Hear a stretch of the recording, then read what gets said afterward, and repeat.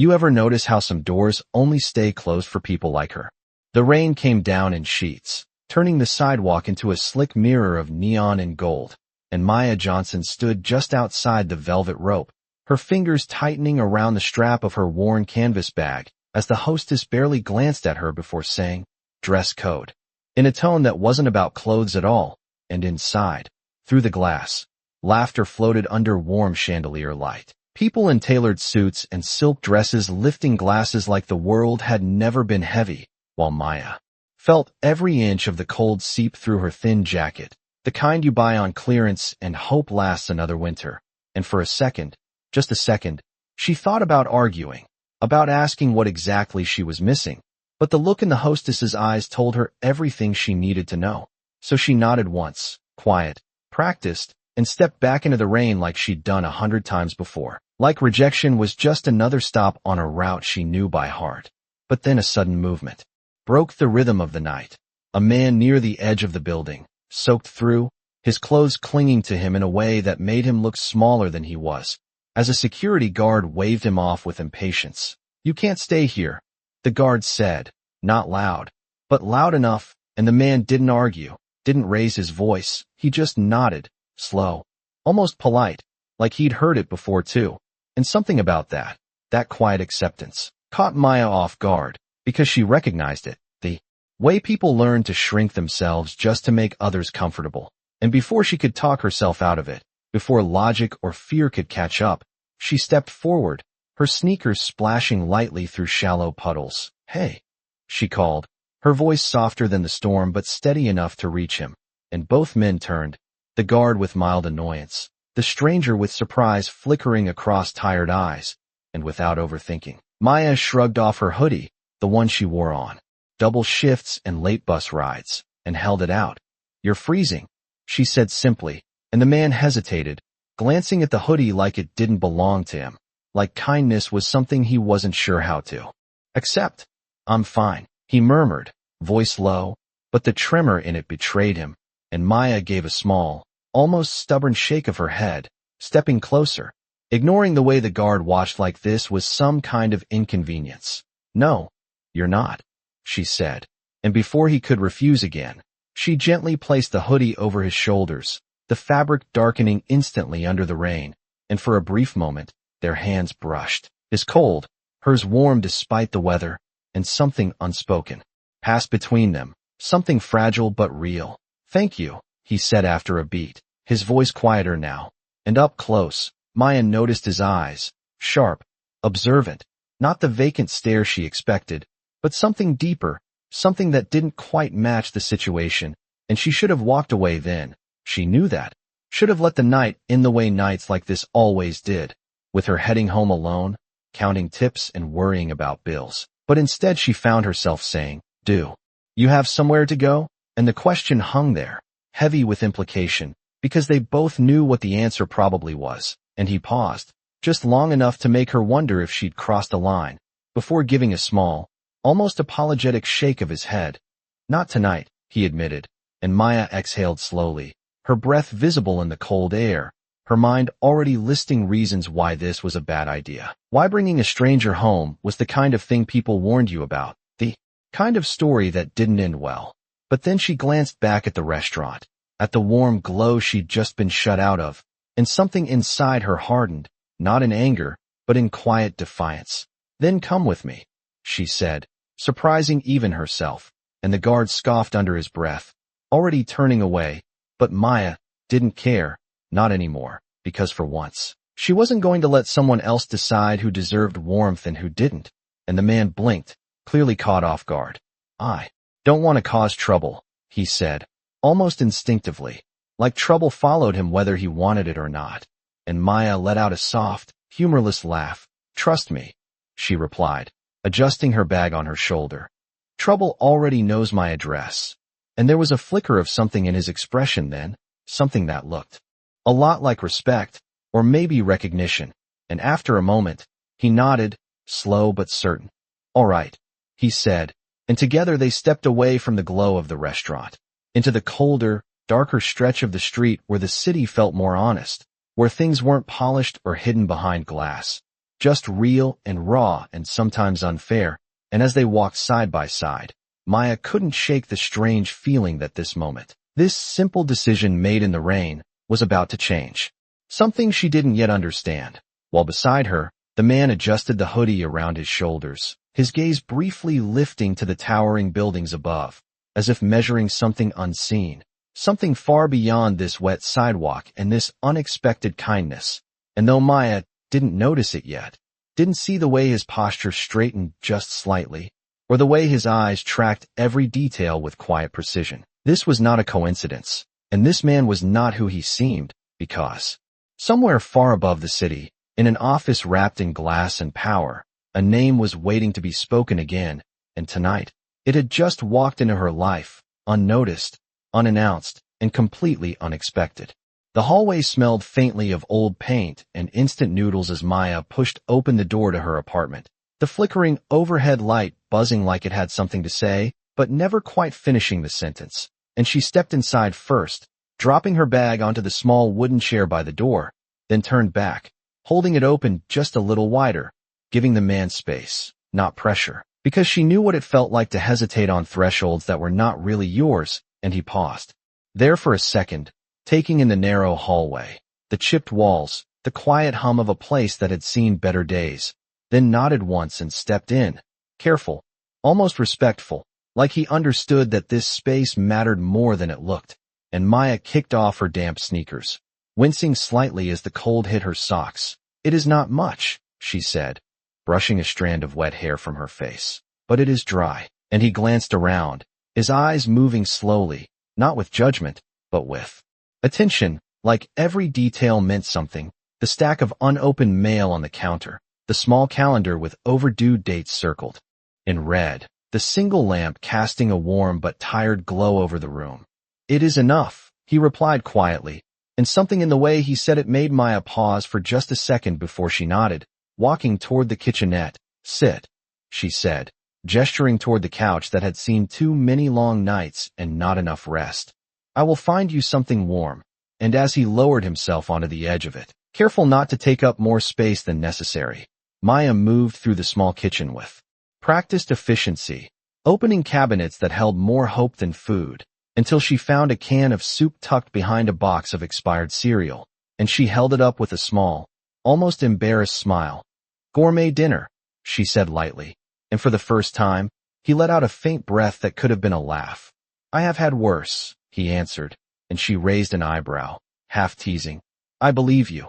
And as the soup heated on the stove, filling the room with a simple, comforting smell, Maya leaned against the counter, arms folded loosely, watching him without making it obvious, because something about him did not quite add up, not just the way he spoke, or the calm in his voice, but the way he carried himself. Even now, sitting in worn clothes on a sagging couch, there was a quiet steadiness, like he was not as out of place as he should have been, and he noticed her glance. Of course he did, his eyes meeting hers with a calm that did not flinch. "You do not trust me," he said, not accusing, just stating, and Maya exhaled softly, pushing off the counter. "I brought you into my home," she replied, grabbing two mismatched bowls. "I trust you enough." And then, after a beat, she added, "But I do not know you." And he nodded, accepting that without argument. "That is fair," he said, and for a moment, the only sound was the soft bubbling of the soup, the rain still tapping lightly against the window, like the city had not quite let go of the night. And when she handed him the bowl, their fingers brushed again, warmer this time, steadier, and he held it carefully, like it was something more than just food. "Thank you, Maya," he said, and she blinked, caught off guard. "I did not tell you my name," she said slowly, and there it was, that small shift, that subtle crack in the rhythm of the evening, and he paused, just for a fraction of a second, before offering a quiet explanation. "Your mail," he said, nodding toward the counter, and Maya followed his gaze, seeing her name printed across the envelopes she had been avoiding, and she let out a small breath, half relief, half something else she could not quite name. "Right," she murmured, sitting down across from him with her own bowl, observant, and he gave a slight shrug. "It is a habit," he said, and as they ate in the dim light, the silence between them was not uncomfortable, not heavy, but thoughtful, like two people learning the edges of each other without rushing. And after a few moments, Maya spoke again, her voice quieter now. So, do you have a name? And he looked at her, just long enough to make the question feel important, before answering. Ethan. And she nodded, letting it settle. Well, Ethan, she said, setting her bowl down. You can stay here tonight. But in the morning, we figure something out. And he inclined his head slightly. Understood. He replied. And there was no resistance, no push for more, just acceptance. And that, more than anything, made Maya relax just a little. Because he was not asking for anything, not taking advantage, just existing in the space she had offered. And as the night stretched on, the rain softened into a steady whisper, and the city outside seemed to quiet. Maya found herself talking, not about anything dramatic, not about dreams or fears, but about small things, her job at the diner, the customers who tipped in loose change and expectations, the landlord who always seemed one step ahead of her paycheck. And Ethan listened, really listened, his attention steady, his responses measured, never pitying, never distant. And when she mentioned a difficult customer from earlier that week, someone who had looked right through her like she was invisible, Ethan's expression shifted just slightly, something tightening behind his calm. People forget, he said slowly, that dignity is not something you earn, it is something you deserve. And Maya glanced at him, surprised by the weight in his words. You talk like someone who has not always been ignored, she said. Half curious, half skeptical, and he held her gaze for a moment, something unreadable flickering in his eyes. Everyone has been invisible to someone, he replied, and the answer was simple, but it did not feel small. And as the clock ticked past midnight, Maya stood, stretching slightly. You can take the couch, she said, grabbing an extra blanket from a small closet. It is not exactly luxury, but it works. And he accepted it with a quiet nod. It is more than enough, he said again, and this time, it sounded like he meant something deeper. And as she turned off the lamp, the room falling into a soft darkness lit only by the faint glow of the streetlights outside, Maya hesitated for just a second before heading toward her room, glancing back at the figure on the couch, already still, already composed in a way that did not quite match the chaos of the life he seemed to be living. And though she told herself it was nothing, just another strange night in a long list of them, she could not shake the feeling that something had shifted, something quiet but irreversible. And as she closed her door, the city exhaled, and on the other side of that thin wall, Ethan opened his eyes, fully awake now, his gaze steady in the dim light as he took in the room one more time. The details, the patterns, the truth of a life lived without safety nets, and slowly, almost imperceptibly, his posture changed, the weight of the day falling away to reveal something sharper, something controlled. And in that silence, the man who had stepped in from the rain was already beginning to disappear, replaced by someone who had never really left. Morning came quietly, slipping through the thin curtains in pale streaks of light that stretched across the worn floor.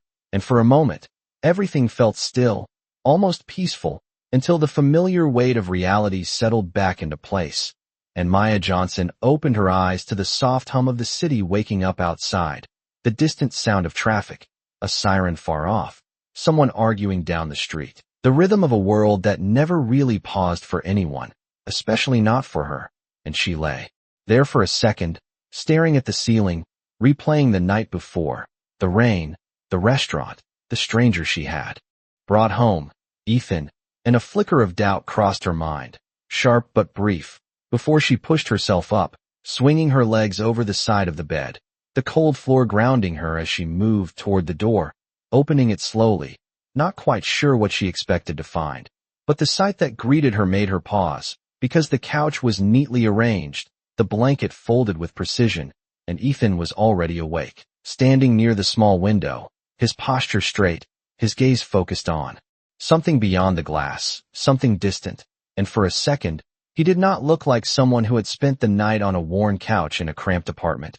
He looked composed, almost prepared, and then he turned, the moment shifting back into something more familiar. Good morning, he said, his voice calm, as if this was just another ordinary day. And Maya blinked, shaking off the strange impression. You are up early, she replied, stepping into the room, crossing her arms lightly against the chill, and he gave a small nod. Habit, he said again, the same word he had used the night before, and she studied him for a moment, then moved past it, because she did not have the luxury of overthinking things, not when her day was already waiting for her. There is coffee, she said, gesturing toward the small machine on the counter. It is not great, but it works, and he followed her glance, then looked back at her. I will take works, he answered, and there was something steady in the way he said it that made her almost smile. And as she moved through her morning routine, pulling on her uniform, tying her hair back, grabbing her bag, the small apartment filled with quiet movement, the kind that came from repetition, from doing the same things every day just to keep going. And Ethan watched, not intrusively, but attentively, as if each detail mattered. The way she checked her wallet twice, the way she glanced at the stack of bills but did not open them, the way she paused for a second before leaving, like she was bracing herself for whatever the day might bring. You work early, he observed, taking a careful sip of the coffee, and Maya nodded, slipping on her jacket. Diner opens at 6, she said. People need breakfast before they complain about their lives, and he raised an eyebrow slightly. And you? He asked, and she gave a small shrug. I complain later, she replied, and for a moment, there was a flicker of something like amusement in his expression, but it faded quickly, replaced by that same calm focus. May I walk with you? He asked, and the question caught her off guard, not because it was strange, but because it felt intentional, like he was choosing to stay in her orbit a little longer, and she hesitated. Just briefly, before nodding. Sure, she said, grabbing her keys. It is on the way. And together, they stepped out into the morning. The air still cool, the streets damp from the night before, and the city felt different now, less harsh, more awake, people moving with purpose, coffee cups in hand, eyes fixed on whatever waited ahead, and as they walked side by side, Maya noticed the way Ethan moved, not rushed, not distracted, but aware, like he was taking in everything, the storefronts, the people, the small interactions that most would ignore, and it made her wonder, just for a second, what kind of life he had lived before this, what had brought him here, but she did not ask, because some questions felt too heavy for a morning like this. And when they reached the diner, the familiar bell above the door chiming softly as she pushed it open, the smell of coffee and grease, and something almost comforting wrapped around them, and Maya stepped behind the counter, slipping into her role like she always did, efficient, polite, invisible when needed, visible when called, and Ethan lingered near the entrance for a moment before taking a seat at the counter, watching as the morning rush began to build, customers filing in, voices overlapping, orders shouted, plates clattering, and Maya moved through it all with practiced ease, her smile steady even when the comments were not, even when a customer barely looked at her as he spoke, or when another corrected her tone like she was something less than human, and Ethan saw it, every moment, every subtle shift, the way people treated her differently, the way she absorbed it without reacting, without letting it show, and something in his expression changed, not outwardly, not enough for anyone else to notice, but enough that the calm in his eyes sharpened, focused, and when Maya finally had a second to breathe, setting a cup of coffee in front of him, she leaned lightly against the counter. So, Ethan, she said, her voice low enough to cut through the noise, what are you going to do today? And he looked at her, really looked, as if the answer mattered more than the question, and for a moment, the world around them seemed to fade just slightly, the noise dulling at the edges. I am going to watch, he said simply, and Maya frowned, confused. Watch what? She asked, and he held her gaze, his voice calm, but carrying something deeper now, something that hinted at a shift she could not yet see. How the world treats people who think no one is paying attention. He replied, and the words lingered between them, quiet but heavy, and Maya straightened slightly, unsure what to make of it, brushing it off with a small shake of her head as another order was called. But as she turned away, she could not shake the feeling that something had just begun, something she did not understand yet, while behind her, Ethan sat in silence, his eyes tracking every detail, every interaction, as if he was already measuring something far beyond this small diner, something that would not stay hidden for much longer. The bell above the diner door kept ringing in uneven intervals as the morning crowd thickened, each chime blending into the low hum of conversations, coffee machines, and clattering plates. And Maya moved through it all with quiet precision, her steps quick but controlled, her voice steady even when customers barely acknowledged her presence. And from his seat at the counter, Ethan watched everything, not just the obvious moments, but the subtle ones, the way a man in a pressed shirt snapped his fingers instead of speaking, the way another customer handed over cash without making eye contact, the way Maya said, "Thank you," every single time anyway, as if dignity was something she refused to let anyone take. And as the minutes stretched into hours, the rhythm of the diner revealed patterns that most people ignored, but Ethan did not, because this was not just a place to eat. It was a place where people showed who they really were when they thought no one was paying attention. And then the door opened again. But this time the energy shifted, not loudly, not dramatically, but enough that even Maya felt it before she saw it. A group of well-dressed individuals stepped inside, their presence cutting through the room like a change in temperature, polished shoes against worn tile, tailored coats against faded booths, and the conversations around them softened slightly, not out of respect, but out of awareness. And Maya straightened just a little, not out of intimidation, but out of habit.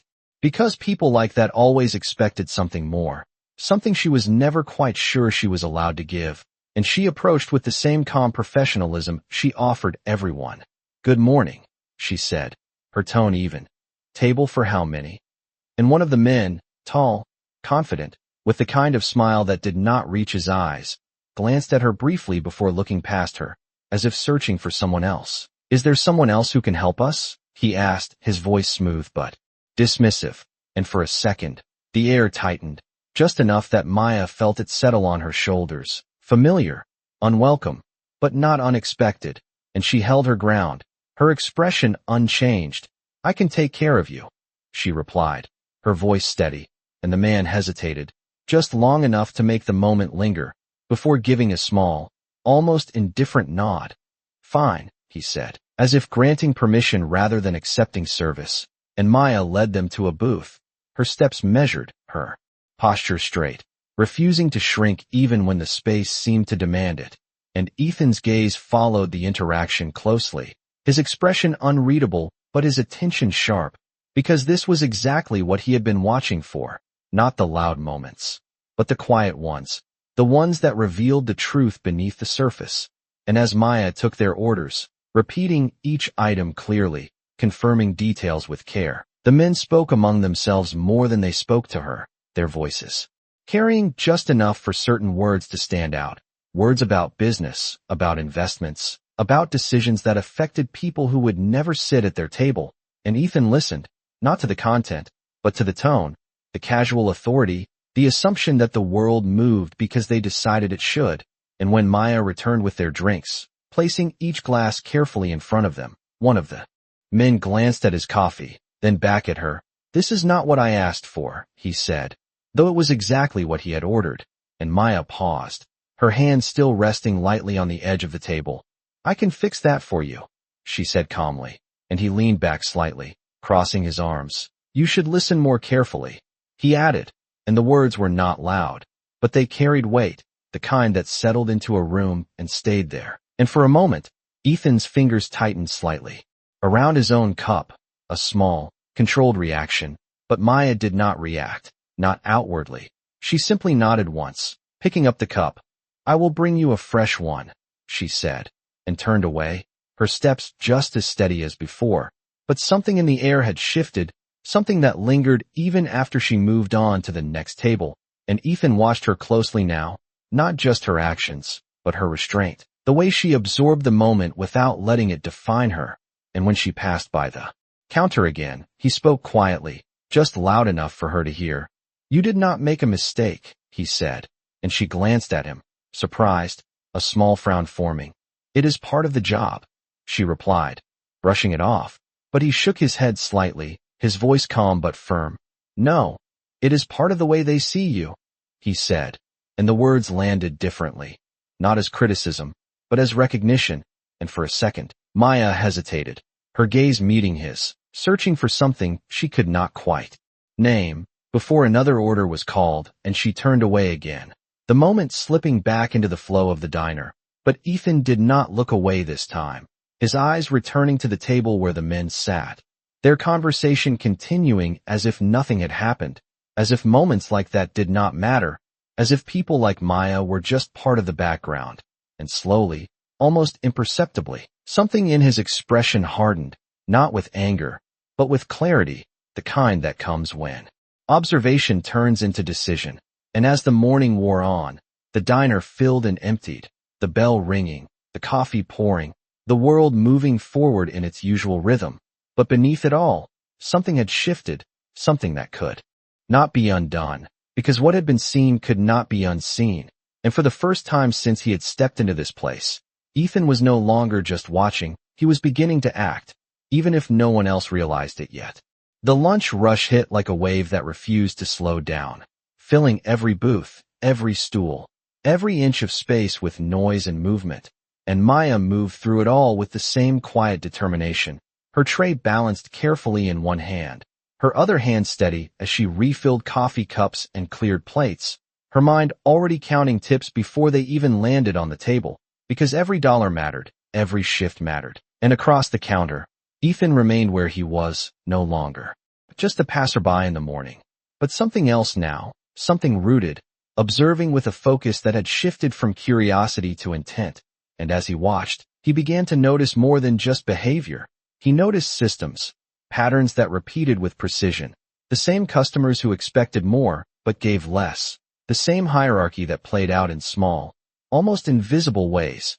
And then the man from earlier, the one with the polished shoes and controlled smile, stood up from his booth, adjusting his jacket as he approached the counter, his presence drawing a subtle line between himself and everyone else in the room. And Maya stepped forward to meet him, her posture straight, her expression calm. "Was everything all right?" she asked, her voice even. And he glanced at her briefly, then reached into his wallet, placing a few bills on the counter, not looking at her as he spoke. "Service could be better," he said, his tone light but dismissive, and Maya nodded once, accepting it, without argument, because arguing never changed anything.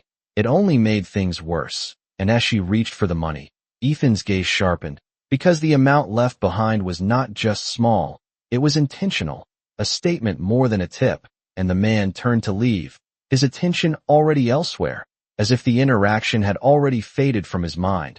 But before he could take another step, Ethan's voice cut through the noise, calm but unmistakably clear. "You forgot something," he said.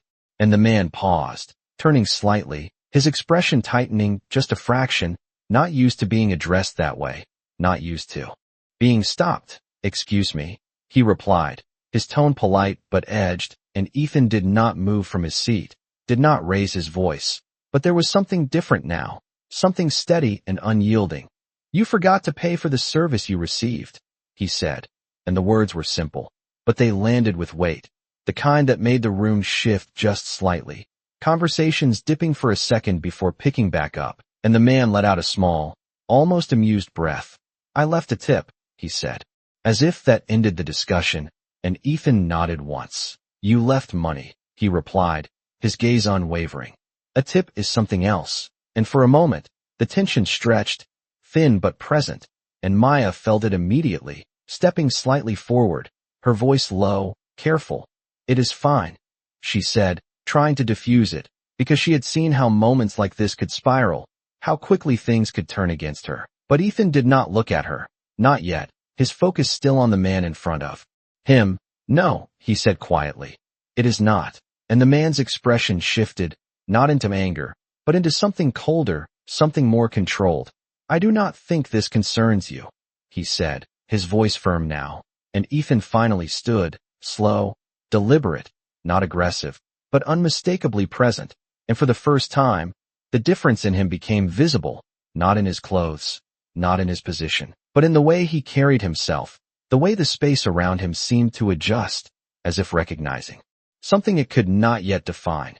"It concerns anyone who believes respect is not optional," Ethan said, and there was no emotion in his voice, no raised tone, just certainty.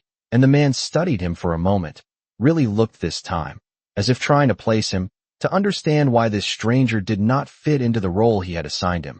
And then, Slowly, he reached back into his wallet, pulling out another bill. Placing it on the counter with a measured motion. "Better?" he asked, his tone controlled, and Ethan held his gaze for a second longer, then gave a slight nod. "Closer," he said, and the man's jaw tightened just slightly before he turned and walked out, the door chime echoing behind him, and the room seemed to exhale, the tension dissolving back into the usual noise. But something had changed, something subtle but undeniable, and Maya stood there for a second, looking at the money on the counter, then at Ethan, her expression a mix of confusion and something else she could not quite name. "You did not have to do that," she said quietly, and he looked at her now, his gaze steady.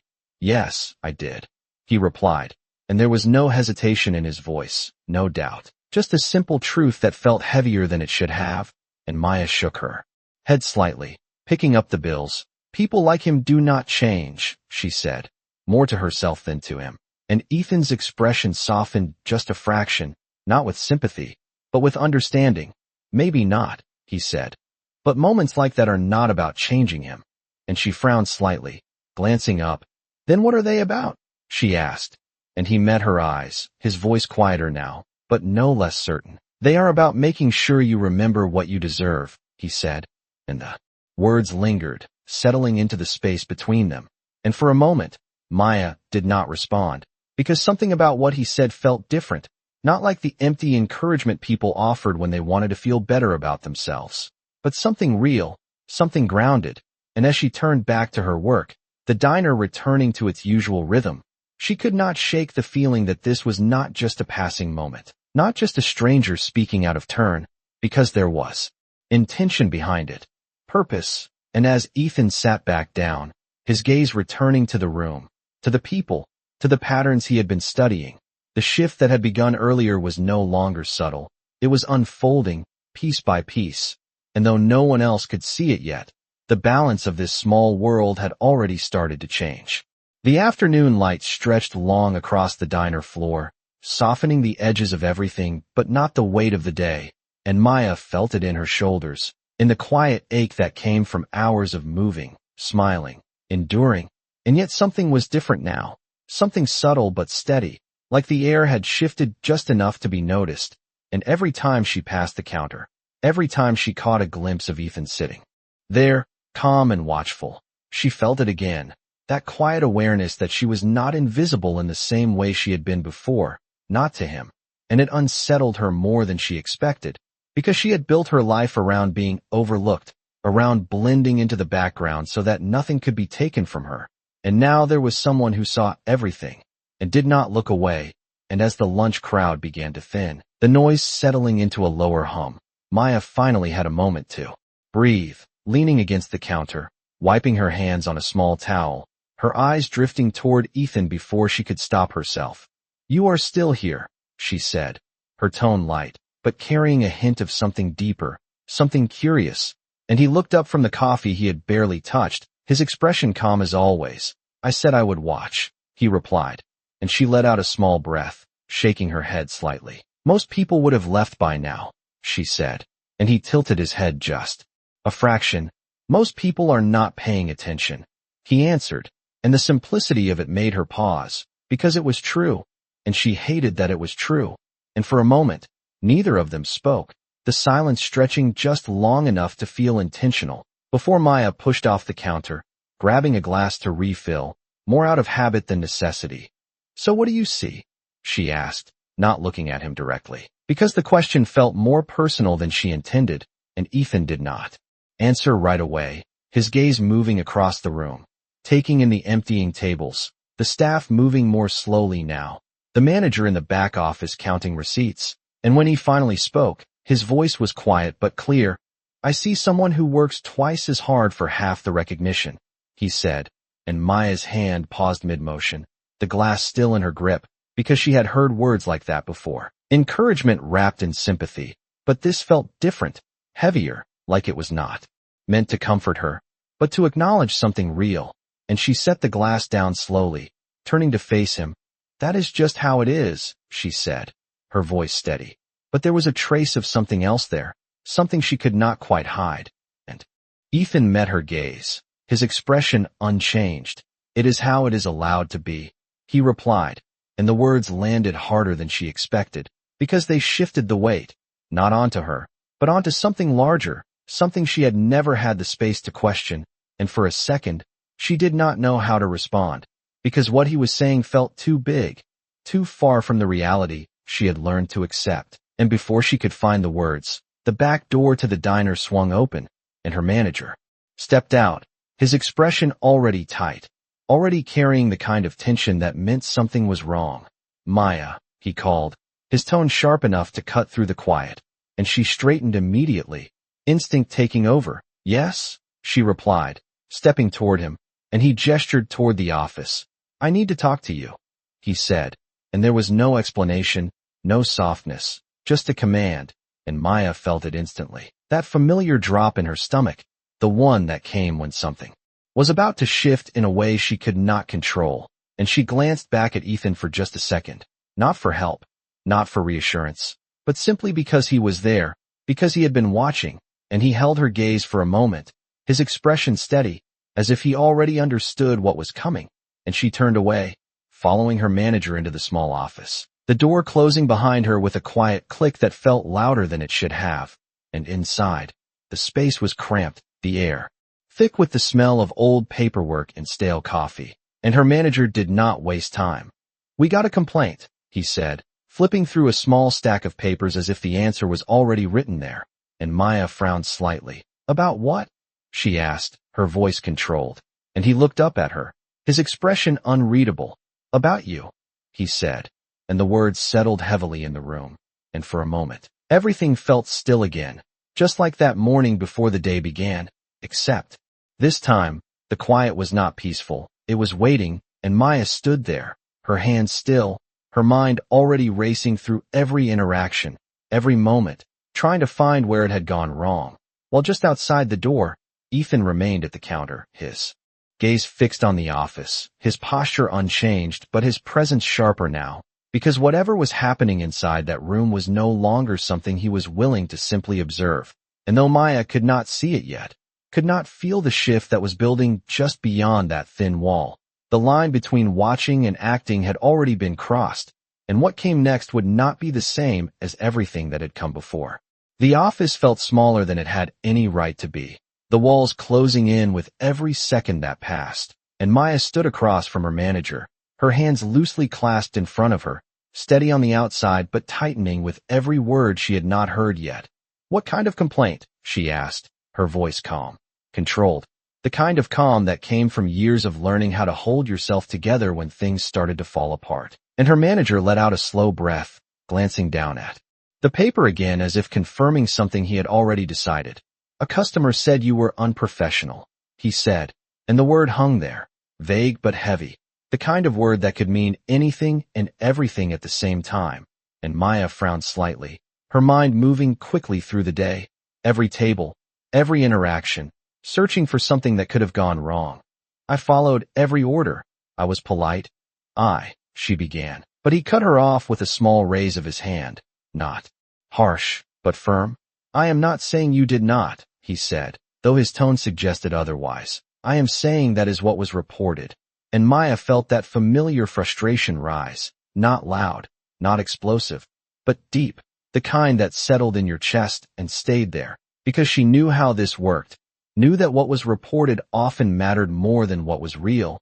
"Who made the complaint?" she asked, and there was a slight pause, just enough to tell her she already knew the answer before he said it. "One of the men from that group earlier," he replied, and everything clicked into place, the polished shoes, the controlled smile, the dismissive tone, and for a second, Maya closed her eyes, not in defeat, but in recognition, because this was not new. This was a pattern, one she had learned to navigate without ever being able to change. "And what exactly did he say I did?" she asked, opening her eyes again, her voice steady despite the weight pressing down on her, and her manager shifted slightly, his expression tightening. "He said you had an attitude," he said, and Maya let out a quiet breath, the kind that carried more than just air, because that word, that specific word, was one she had heard before, one that followed her in ways it did not follow others. one that did not need explanation to carry its meaning. And for a moment, the room felt even smaller, even heavier, and she straightened slightly, her shoulders pulling back just enough to remind herself who she was. "I did my job," she said, not defensive, not loud, just clear, and her manager nodded. But there was hesitation in it, uncertainty that did not work in her favor. "Look, Maya," he said, softening his tone just a fraction. "I know you work hard. I do. But we cannot afford complaints like this, not from people like that." And there it was, the line drawn without being spoken directly, the weight of who mattered more, and Maya felt it settle, familiar and unwelcome. "So what are you saying?" she asked, though she already knew, and he hesitated again, just long enough to make it worse. "I am saying maybe you take the rest of the day off," he said. "Cool down, come back tomorrow fresh."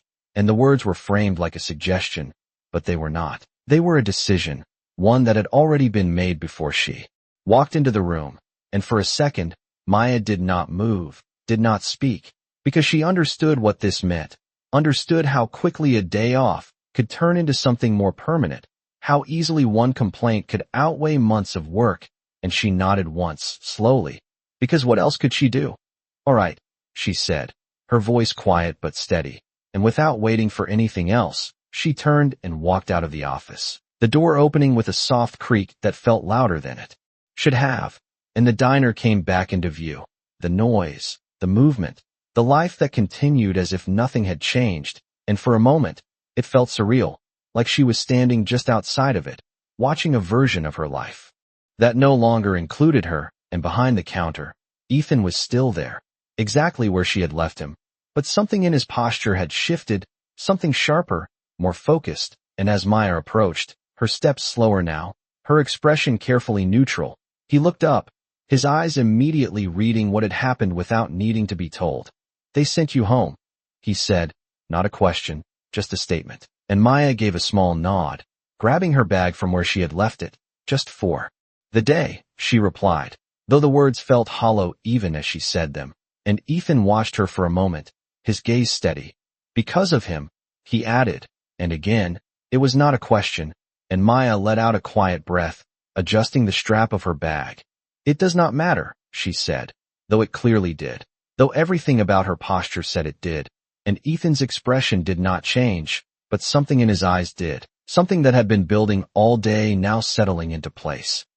"Matters," he said, his voice low but firm, and Maya shook her head slightly, a small, tired gesture.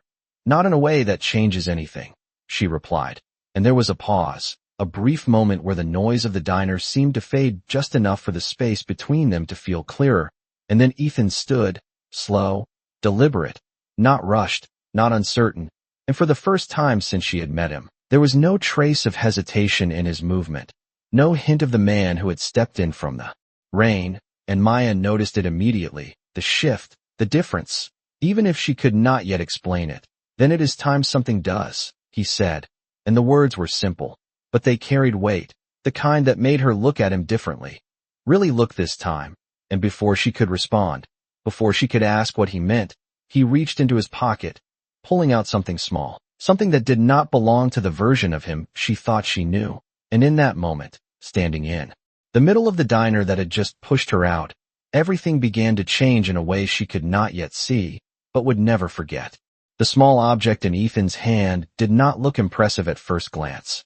Just a slim, matte black phone, the kind anyone could carry, but the way he held it, the way his posture had shifted, made it feel like something else entirely, like a switch had been flipped that Maya could not see but could somehow feel. And for a moment, she just stood there, her bag hanging from her shoulder, her mind still catching up to the weight of everything that had just happened, the complaint, the dismissal, the quiet humiliation she had learned to swallow, and now this sudden change in the man she thought she understood. "Ethan," she said slowly, her voice cautious, "what are you doing?" And he did not answer right away, his thumb moving across the screen with practiced precision, not rushed, not uncertain, but deliberate, like every action had already been decided long before this moment. And then he lifted the phone to his ear, his expression settling into something colder, something controlled. "Yes," he said, his voice low but unmistakably authoritative, and Maya felt it instantly. The difference, the way the tone did not match the man who had sat quietly in her apartment eating canned soup. The way it carried weight, expectation, and for the first time since she had met him, she felt unsure, not of him, but of everything she thought she knew.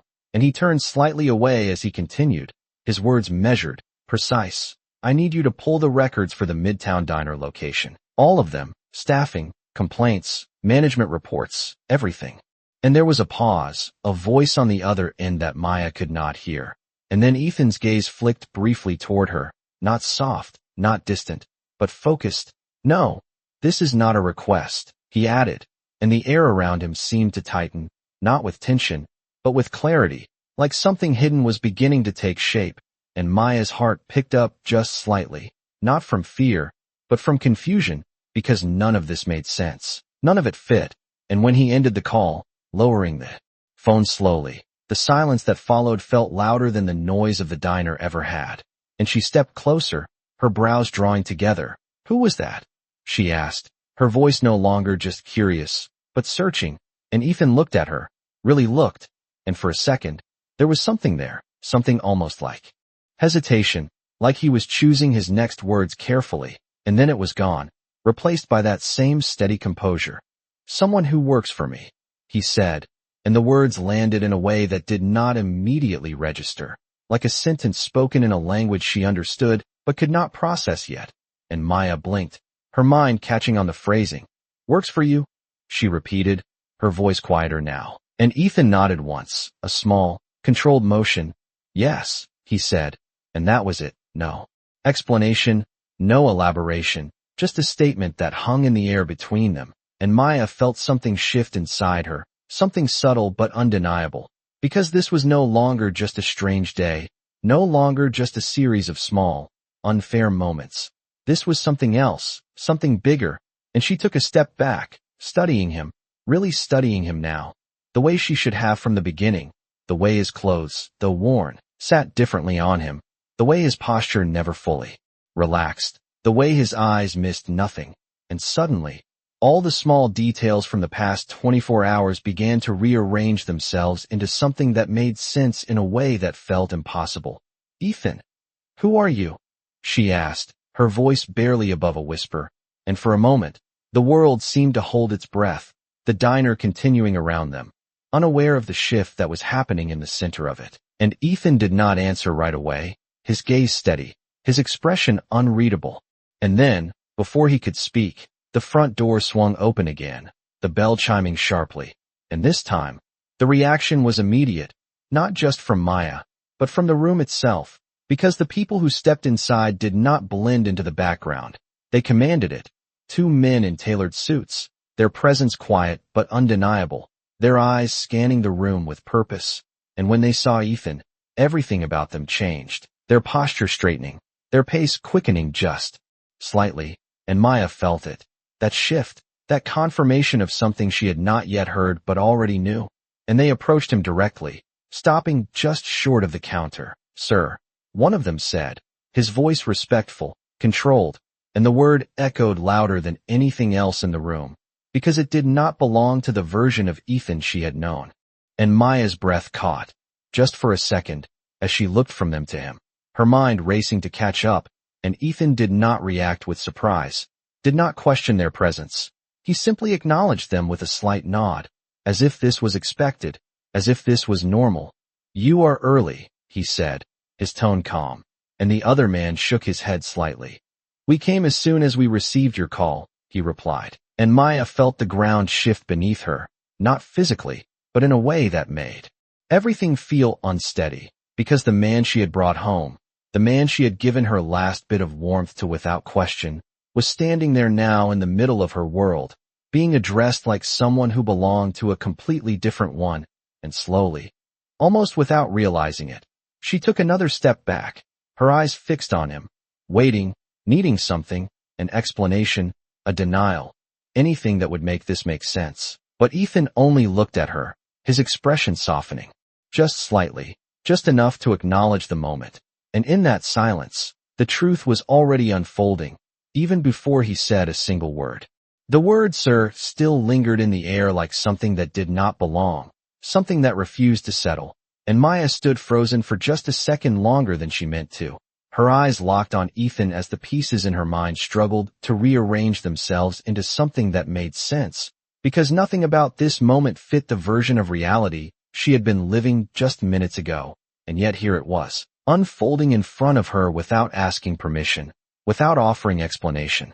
And Ethan, the man who had slept on her couch, who had quietly watched her world without interrupting it, now stood at the center of something entirely different, something structured, controlled, and unmistakably powerful, and the two men in suits remained still, waiting, their posture respectful, their attention fixed on him in a way that confirmed everything without needing to say it out loud. And Maya felt her breath catch, just slightly, as she searched his face for something familiar.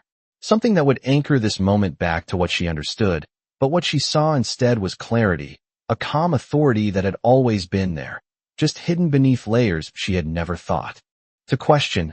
And finally, he spoke, not to the men, but to her, his voice softer now, but no less steady. "My name is Ethan Cole," he said, and the name landed differently than Ethan had the night before, heavier, more defined, like it carried a history she had never been part of, and Maya's fingers tightened slightly around the strap of her bag, her mind catching on the words, repeating them as if that might help them make sense. "Ethan Cole," she echoed quietly, and something in her expression shifted, not into fear, not into anger, but into realization, slow and undeniable, and Ethan held her gaze, not looking away, not hiding from it. "I am the CEO of Cole Group," he continued. And this time, the words did not just land, they settled, deep and irreversible, because she knew that name.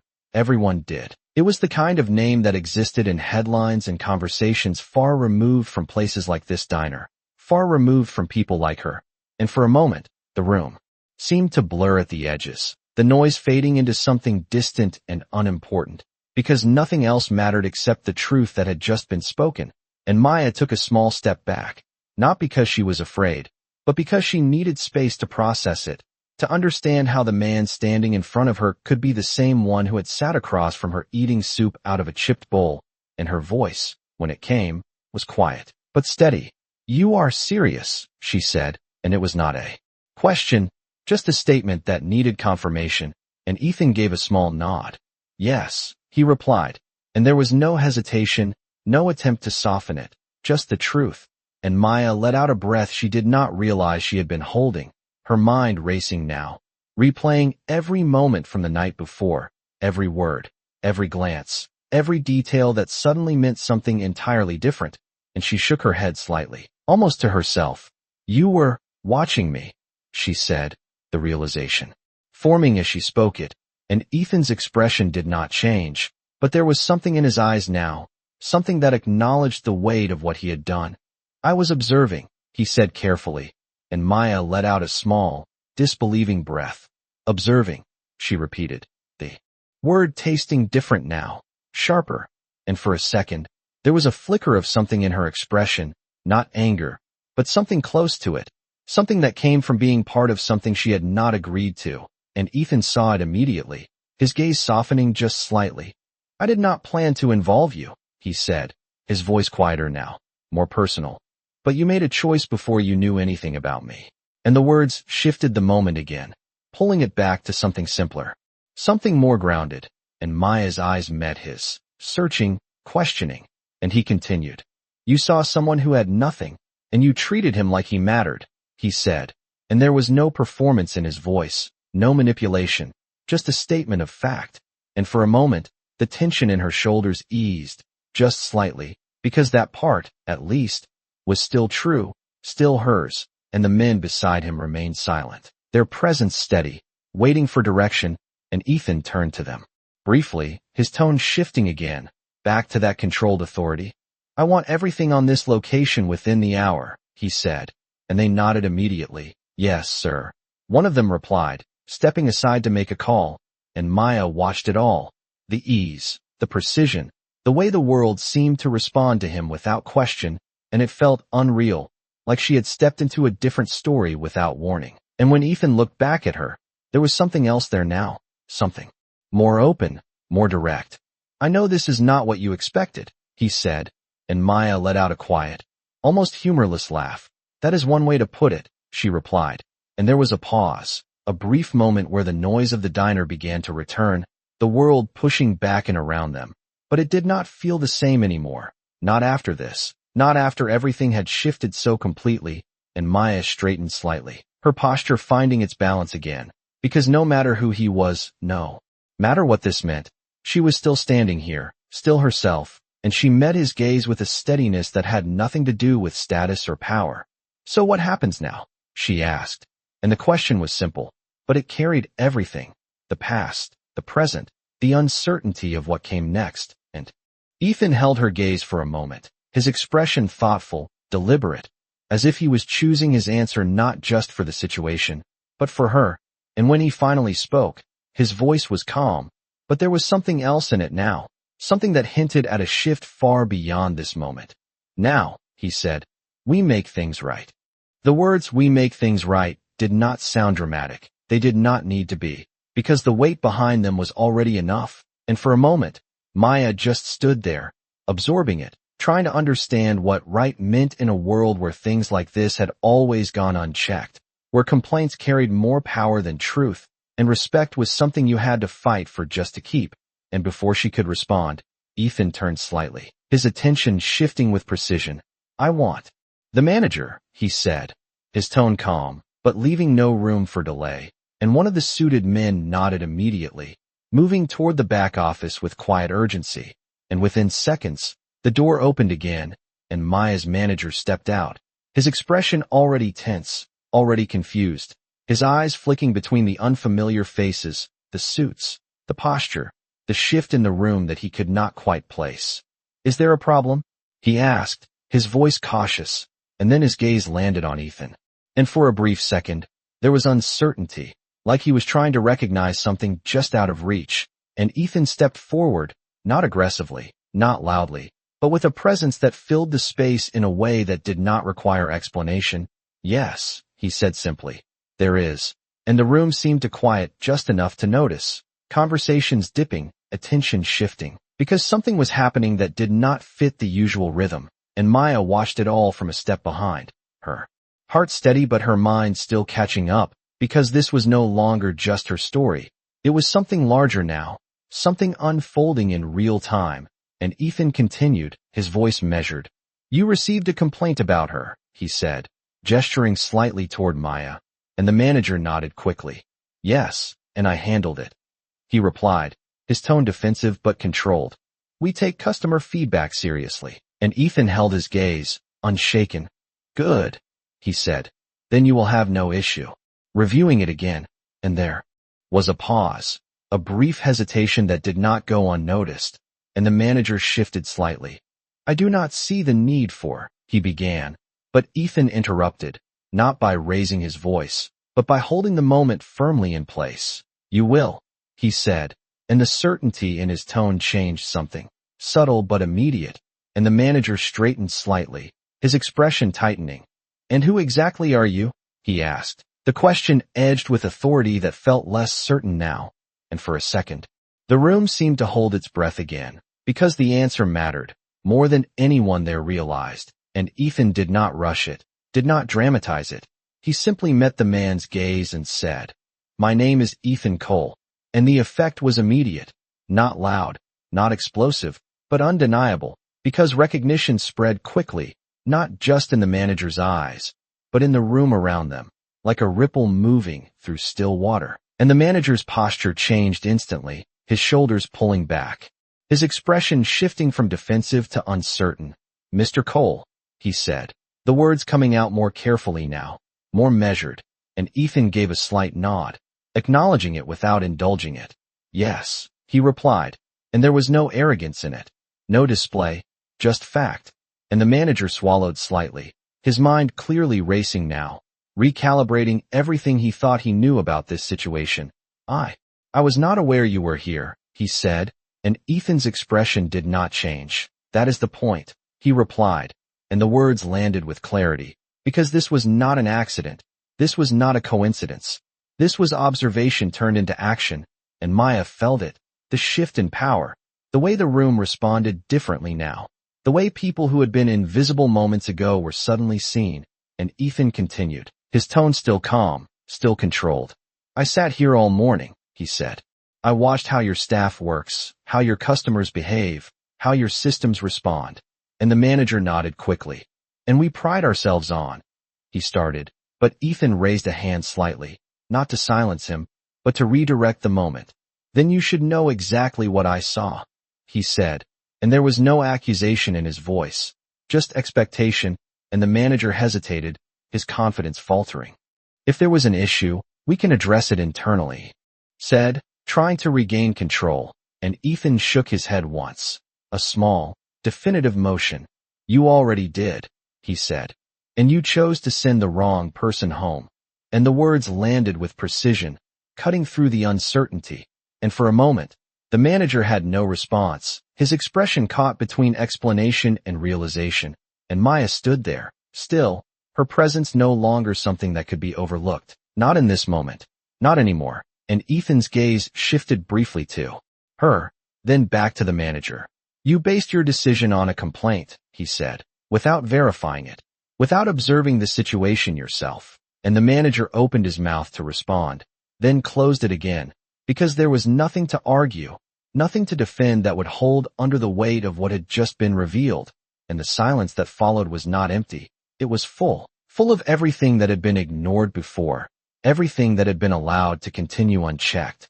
And Ethan let it sit for a second longer, just long enough to be understood, before speaking again. So let us correct that, he said, and this time, there was no question in it, no room for interpretation, just direction.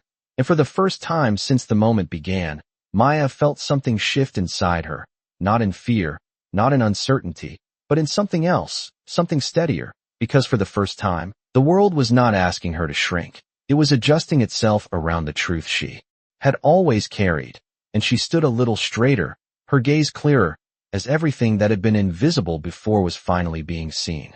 The silence that followed did not feel empty. It felt deliberate, like a moment waiting to be acknowledged, and the manager stood there, his usual authority stripped down to something uncertain, something reactive, his eyes moving between Ethan and Maya, as if trying to find a version of this situation where he was still in control, but there was no version like that anymore. Not now. Not with everything laid bare in front of him. And Ethan did not rush to fill the space. He let it sit, let the weight of it settle, because sometimes the truth needed silence more than words. And when he finally spoke again, his voice was calm, but there was something sharper beneath it now, something that carried consequence. I want you to walk me through the complaint, he said. And it was not a suggestion, it was a direction, and the manager nodded quickly, almost instinctively, reaching for the paper he had brought with him, his hands not shaking, but not as steady as they had been before. The customer stated that she was difficult, he began, reading carefully, as if the words might change if he did not hold onto them tightly enough, that she had an attitude, that the service was not up to standard, and Ethan listened without interrupting, his gaze steady, his posture unchanged, and when the manager finished, there was another pause, another moment where the room seemed to lean in just slightly, and then Ethan asked, "Did you witness any of that yourself?" And the question was simple, direct, and the manager hesitated, just for a second, but it was enough. No, he admitted, and Ethan nodded once, as if that confirmed something he already knew. Did anyone on your staff report the same issue? He continued, and the manager shifted slightly, glancing toward the kitchen, toward the other employees who had begun to notice what was happening. No, he said again, quieter this time, and Ethan's gaze did not waver. So your decision was based entirely on a single complaint, he said, and it was not framed as a question, because it did not need to be, and the manager swallowed, his posture tightening. We have to take customer concerns seriously, he replied, trying to regain some ground. And Ethan inclined his head slightly, acknowledging the statement without accepting it. Of course, he said, but taking them seriously does not mean accepting them blindly. And the distinction hung in the air, clear and undeniable, and Maya felt it.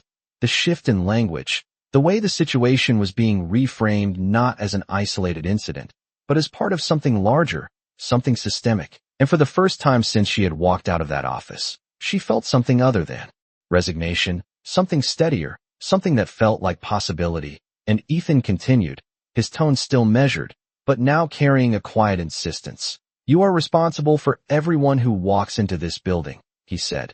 Not just the ones who leave reviews, not just the ones who spend more money, everyone.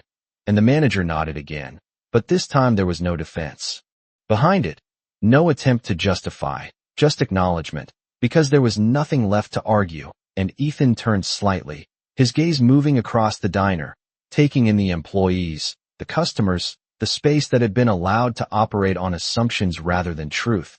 And then he looked back at the manager. So we are going to correct this, he said. And there was no hesitation, no ambiguity, just clarity. And the manager straightened slightly, as if bracing for what came next. What would you like me to do? He asked, his voice careful now, and Ethan did not answer immediately, his gaze shifting briefly to Maya, as if including her in the moment without putting the burden on her. And then he spoke. First, you are going to acknowledge that the decision you made was based on incomplete information, he said, and the manager nodded quickly. Yes, he replied. I can do that. And Ethan continued. Second, you are going to reinstate her position immediately, without penalty, without hesitation. And again, the manager nodded. Of course, he said, and there was no resistance now, no pushback, just compliance. And then Ethan paused, just for a moment, before adding. And third, you are going to make it clear to your staff that respect is not conditional.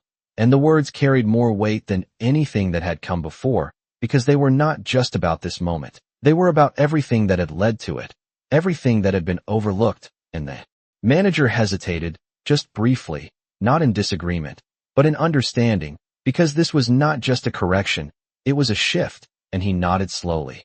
Understood, he said, and the room seemed to exhale again, the tension easing, not disappearing, but settling into something more stable, something more balanced. And Maya stood there, still processing, still absorbing everything that had just unfolded, because this was not how things usually went.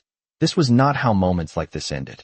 And she looked at Ethan, her expression no longer uncertain, but thoughtful, because what he had done was not just about fixing a problem, it was about redefining it. And as the manager stepped away to address the staff, his tone noticeably different now, more careful, more aware, Maya felt the shift ripple outward, not just in policy, but in presence, in the way people looked at her, in the way the space itself seemed to adjust. And Ethan remained where he was, his posture relaxed again, but not the same as before, because something had been set in motion that would not simply fade. And when Maya finally spoke, her voice was quiet, but steady. You changed everything in 5 minutes, she said, and Ethan looked at her, his expression calm, almost reflective. No, he replied. It was already there, and he gestured lightly toward the room. I just made sure it was seen. And the words settled into the space between them, simple, but lasting, because sometimes the difference between nothing changing and everything changing was not time. It was attention, and for the first time in a long time, Maya felt like she had been seen in a way that mattered. The diner did not return to normal, not completely, because once something had been seen, it could not be unseen, and Maya felt it in the way people spoke to her now, not dramatically different, not exaggerated, but enough to notice, enough to feel, like a subtle shift in the current of a river that had always moved against her. And as she stepped back behind the counter, picking up where she had left off, there was a steadiness in her movements that had not been there before, not because the world had suddenly become fair, but because for once, it had been corrected, and that difference mattered more than she expected. And Ethan remained nearby, no longer hidden, no longer just observing, but present in a way that did not need to be announced. His posture relaxed again, but his presence still carried weight. And as the afternoon light softened further, stretching into early evening, the pace of the diner slowed, the rush fading into a quieter rhythm, and Maya found herself standing at the counter once more, her hands resting lightly against its worn surface, her gaze drifting toward him.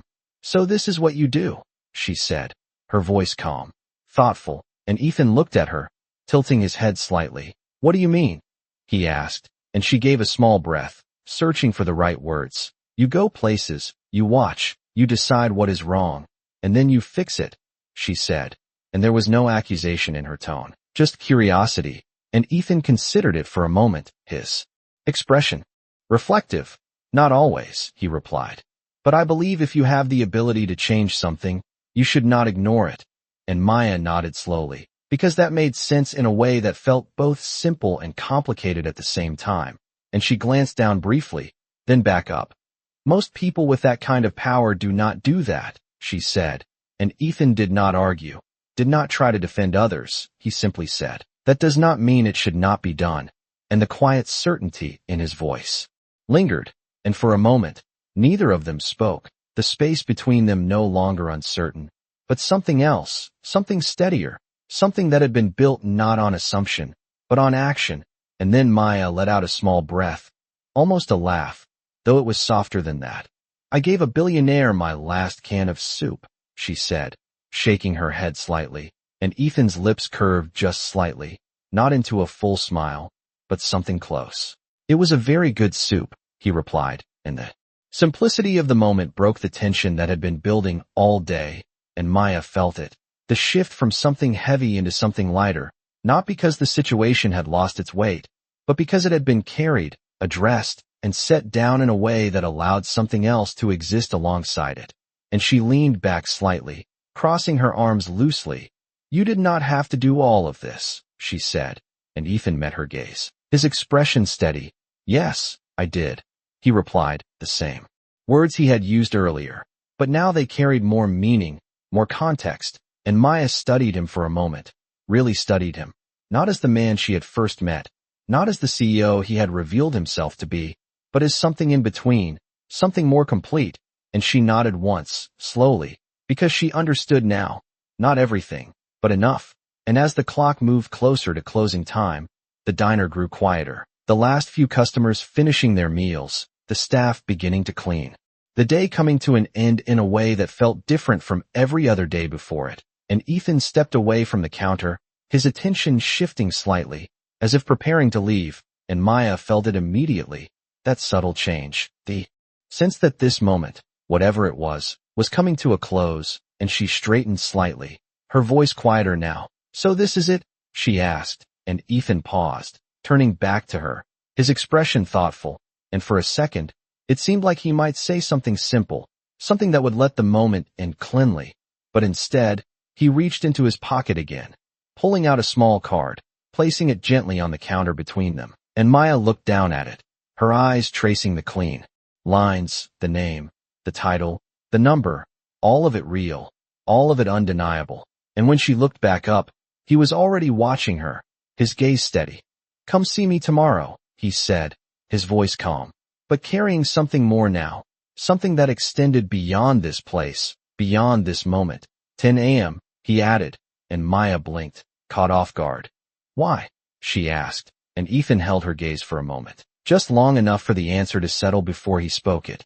Because this is not the end of your story, he said, and the words landed differently than anything else he had said, not as a command, not as a correction, but as an invitation, and for a moment, Maya just stood there, the card in front of her, the day behind her, the future suddenly opening in a way she had never expected, and as Ethan turned to leave, his presence moving toward the door, the bell chiming softly as it opened, the city waiting outside just as it always had, Maya did not move, not yet, because something inside her had shifted, something quiet but undeniable, and as the door closed behind him, she reached out, her fingers brushing the edge of the card, not picking it up just yet, but feeling its presence, its possibility, and for the first time in a long time, the question in her mind was not about what she had lost, but about what might come next.